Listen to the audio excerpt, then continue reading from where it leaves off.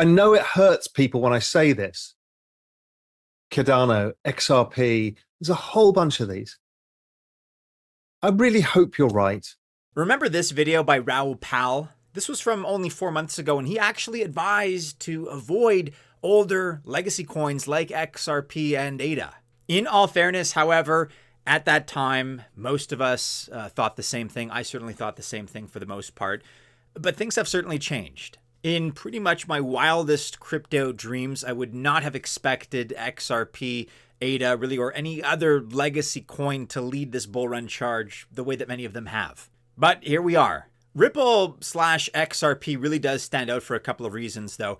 First of all, there's a long lawsuit with the SEC, the Securities and Exchange Commission, that is finally coming to an end, with Ripple coming out on top as the winner. And then the big update, which we covered just the other day, is their RLUSD Stablecoin that just got approved by the notoriously difficult NYDFS. Furthermore, in South Korea, XRP trading volume actually flipped Bitcoins.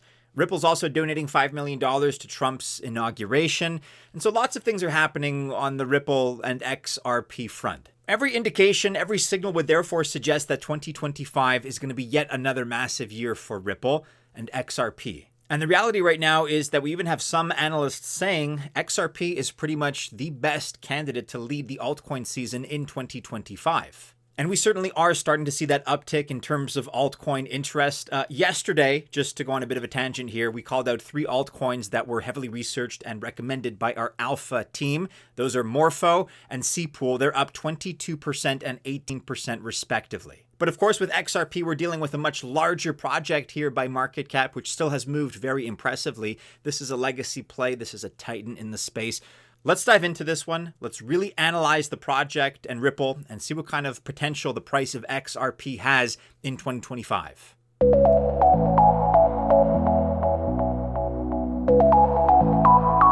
Welcome to the channel. My name is Maddie and this is Altcoin Buzz. I wish you all the very best of luck if you choose to invest, XRP or otherwise. If you're in this crypto space in any capacity, then we are brethren, right? And I wish only the very best for you. But I'm not a financial or investment advisor. Do remember that. And also keep in mind that by extension, this video is not official financial or investment advice. So what exactly is happening at a macroscopic level with Ripple and its XRP token? Well, certainly a lot of it boils down to the news concerning the SEC lawsuit. Now, the current chair of the SEC, that's the Securities and Exchange Commission in the US, by the way, Gary Gensler, has been targeting the crypto sector, seemingly almost going out of his way to target the crypto sector. And it seemed that he had a special place in his cold heart reserved especially for Ripple. The SEC Ripple lawsuit dates all the way back to 2020. That's when the SEC alleged that Ripple raised over $1.3 billion with XRP. However, according to the SEC, XRP was an unregistered security. And so to make a long story short, basically after 4 tedious years, this lawsuit is now finally coming to an end. And so now the SEC must appeal, but that current chair that I mentioned, Gary Gensler, is stepping down pretty soon on the 20th of January 2025. And as we've been covering, we have a much more crypto-friendly chair that is on the horizon that's soon taking power. That's Paul Atkins. It's very likely that the case is going to be closed with Atkins at the helm. And as a result, interest in Ripple, and by extension XRP, has skyrocketed. A lot of institutions in the banking sector have put their trust now in Ripple. And for the most part, that's because they largely want to create an alternative to SWIFT. Ripple and XRP want to be that alternative. Another major move for Ripple was the approval of their RLUSD Stablecoin by the NYDFS. That stands for the New York State Department of Financial Services. This is a big deal. That's because Ripple used to mint 20% of all USDC. It's a lot of USDC. However, now Ripple is going to mint their own stablecoin, which is pegged 1-to-1 with the US dollar. Up until the 17th of December, Ripple minted 66.2 million RLUSD. That's also the date that it went live on global exchanges. These were $52.9 million on Ethereum and $13.3 million on their own XRPL. However, since that time, quite a few more million RLUSD have joined Ripple's wallets, and it shows that RLUSD is very likely to become quite a serious worldwide stablecoin player. And it's also of interest to know that in Europe, all USDT is going to be delisted. USDT is not compliant with European laws, and by extension, it's quite possible, logically, that RLUSD can take over at least some of that business. RLUSD is also available in Singapore. Now, Singapore's independent reserve became the first exchange to list the stablecoin, which could mean that RLUSD can start playing an important role in the Asian markets as well.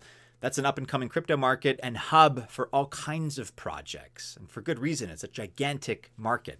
Ripple has also donated $5 million to Trump's Inaugural fund. We saw Kraken and Ondo Finance each donate $1 million, but Ripple has donated $5 million. Many other American corporate companies also pledged money to this fund. It's a nonprofit fund. However, it shows that all kinds of business leaders are looking for, let's call it a more favorable relationship with Trump. They're trying to cozy up to the new administration, right? Most donations are to the tune of $1 million or so.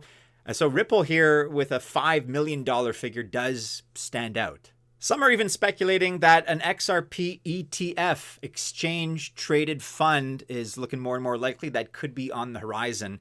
But even if that doesn't happen, with everything else right now that Ripple and XRP are involved with, it's irrefutable that big things lie ahead for Ripple. So with all this news about Ripple and XRP, it's no surprise that the token has done pretty well. We're looking at the 3 months here.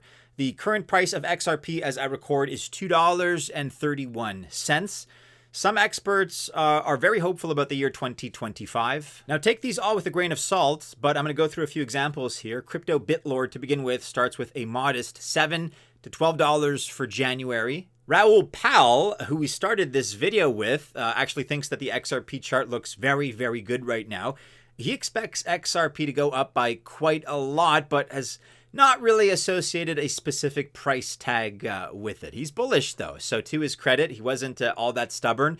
He changed his mind, and he says the charts are positive. Steph is Crypto is calling for $30. Andrew Griffiths sees a $24 price and has some good arguments for it, actually, from a technical perspective. Armando Pantoja, a crypto investor since 2011, expects a price between $25 and $100. An XRP consultant seems to be one of the XRP maxis in this space. He's calling for a $100 to $200 price within the next 12 months.